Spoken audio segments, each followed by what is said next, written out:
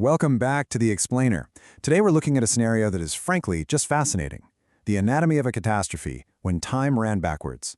We're going to treat this fictional cosmic anomaly as a real historical case study. Because, as you'll see, the breakdown of human biology when the fundamental rules of physics just flip in reverse, well, there's a terrifying logic to it. The universe did not end with fire, but with a quiet, cosmic rewind. You know, that quote really hits heavy, doesn't it? When we picture the end of the world, we're usually imagining these loud, dramatic explosions, meteor strikes, just total chaos. But this was a silent apocalypse. The end didn't come with a massive shockwave. It was just an inevitable fading that quietly slipped right into our reality. Okay, let's dive into this. The inciting incident actually happened light years away from us, out in the constellation Ursa Minor. There was an isolated neutron star nicknamed Calvera, and it collapsed. Now, this wasn't just your standard star death. It was a first-of-its-kind supernova. The sheer magnitude of this explosion literally fractured the space-time continuum. Down here on Earth, no panic in the streets. The sky didn't fall.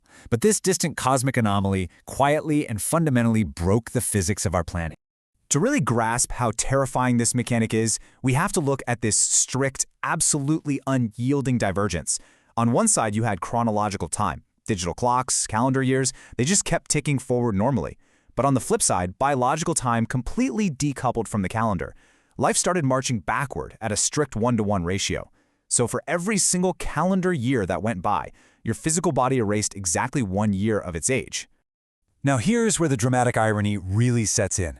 During the autumn of that very first year, the medical community completely misunderstood this biological unraveling. We call it the medical mirage. Doctors, like Dr. Peter Mason, started seeing what looked like absolute miracles. 68-year-olds with stage 4 lung cancer suddenly had perfectly clean x-rays, tumors vanishing without even a single scar. In memory care wards, advanced Alzheimer's patients were waking up and remembering their kids' names. Their minds were clearing up day by day. It truly felt like humanity had finally conquered disease. But then, a global demographic report drops, and it completely shatters that illusion. The report highlighted just one massive number: 0. For 12 consecutive months, across the entire planet, there were exactly 0 human pregnancies. Not a single one. That massive 0 forced this incredibly intimate, chilling realization. Dr. Mason literally stood in his bathroom and watched the silver hair at his temples turn back to the rich brown of his 20s. His wife, Gina, she woke up to find her laugh lines totally smoothed away, looking exactly like the day they met in college. Suddenly, the horrifying truth was undeniable. Humanity wasn't healing at all. It was resetting. Now, what's really interesting about this slide is how the key to survival came down to some pretty brutal generational math. Peter sat at his kitchen table and calculated exactly what this 1-to-1 regression meant. Since you're aging backward, the oldest people on Earth were suddenly granted the most time. A 100-year-old would take a full century to unwind. But for his wife, Gina, who is 43, her countdown wasn't to 0. Her countdown was exactly 42.3 years. So, why 42.3 years? Well, it's because of what Peter defined as the point of insufficiency. See, the regression doesn't just shrink you down until you disappear.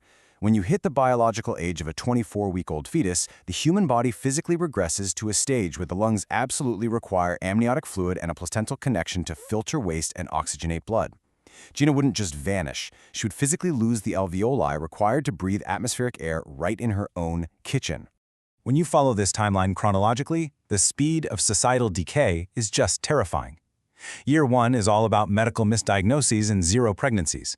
But by year 3, the grim reality hits the youngest population first. Infants and toddlers hit their prenatal thresholds, and with no wombs to return to, they simply cease to be. The global school system shut down forever. By year 10, healthcare completely pivots. And fast forward to year 100, total institutional collapse. The massive infrastructure built by adults goes entirely dark, because there are literally no adults left to run it. Let's zoom in on year 10. By 2036, Peter had converted his clinic into an inverse hospice center. Long-term projects and space programs were completely abandoned. All human effort pivoted to comfort. Standard hospital beds were dragged out and replaced by rows of high-pressure oxygen pods and pediatric incubators. Doctors were pumping 80% oxygen and synthetic surfactant mists into these chambers, desperately trying to buy just 48 more hours for these regressing kids. But as Peter tragically realized, science can force oxygen into tissue, but it absolutely cannot build a womb. And this physical regression brought an equally devastating emotional weight, psychological erasure. By year 24, as their bodies shrank, the cerebral cortex physically shrank right along with it. This literally erased adult neural pathways and complex trauma.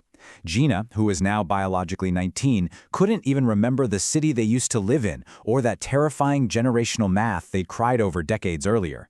Her adult grief was wiped out, replaced by raw, childish instincts. Suddenly, building a fort out of couch cushions was the single most important thing in the world to her.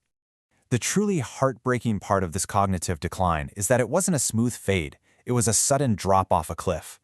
38 years after the supernova, Peter woke up one morning under a blanket that suddenly felt massive. He was a 7-year-old boy.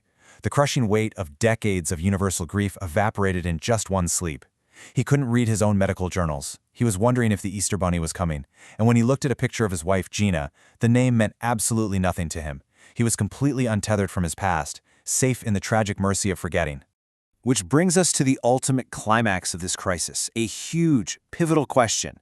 If the young disappeared first, and the middle-aged regressed into childhood and vanished, what happens to the century generation? What becomes of the planet when the only survivors left are wandering 5-year-olds who just happen to be in their 80s and 90s when the star first exploded? Well, a century after the pivot, the world was left to these final remnants. Picture the towering concrete canyons of New York, Tokyo, and Paris, completely silent, devoid of history. The asphalt is fracturing, reclaimed by bright green moss. The automated infrastructure of humanity had totally died off, leaving this pristine, untouched world. And roaming hand in hand through these overgrown avenues were small bands of hungry 5-year-olds scavenging canned food, completely unaware that they were the last of humanity, shrinking toward a prenatal horizon.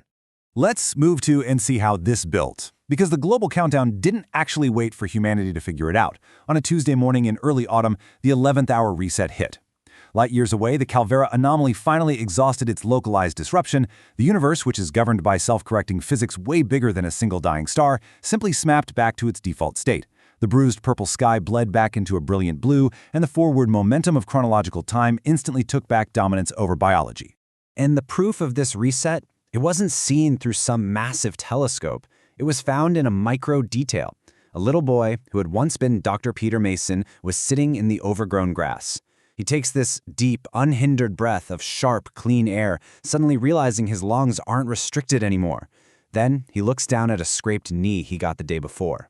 Under the reverse timeline, that wound should have unhappened, the skin smoothing backward. But instead, a tiny bead of crimson blood was drying into his scab. His body was recording its timeline again. He was healing forward. Just like that, the brutal generational math freezes entirely. The last few thousand children on Earth stopped shrinking. And because their brains had physically regressed, these kids carried absolutely no memory of the before world. They knew nothing about the clinics, the incubators, or the existential grief of the old society. They totally lucked out against extinction, becoming a true blank slate genesis. As a tiny oak sapling pushed its way through the asphalt, the long walk toward growing up began all over again. And that is the ultimate paradox of this catastrophe. It was this terrifying unraveling that ended in the ultimate fresh start. So I want to leave you with this final, provocative thought to consider. If your timeline was washed completely clean, if all the history, the failures, and the grief of the old world were erased in an instant, what world would you build? Thank you so much for diving into the timeline with me today on This Explainer. Keep learning, and I'll see you next time.